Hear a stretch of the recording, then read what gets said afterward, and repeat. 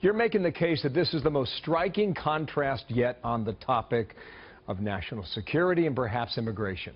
How so? Well, both candidates obviously had to react to these events in New York, New Jersey, and Minnesota, and what we saw was a real stark contrast between the two. Hillary Clinton essentially played it safe. She promised more continuity with the Barack Obama's war on terror. She promised some tweaks in that war on terror. She said there would be, she called for an intelligence surge to help find dangerous terrorists. She called for an accelerated air campaign against ISIS, but basically she said, let's stick with what will work.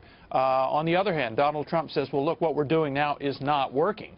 And he proposed really an immigration-based reaction to terrorism, certainly that has come to the United States, saying there should be some sort of ideological vetting for immigrants, especially from really troubled areas. And remember, the alleged bomber in New York and New Jersey did come from Afghanistan. So Trump is basically saying we have to change, and we should start with immigration, because immigration security, he said, is national security. Yeah, in summary, she called for tough vetting, and he had said extreme vetting earlier. I think this gives both an opportunity next Monday, this debate. But you're making the case that she's arguing for more continuity and that he's being bolder and suggesting that we cannot continue to do things the way we're doing it. Next hour, Byron, you're going to have the president at the United Nations make a call for many nations to take in more refugees. And how's that going to go over?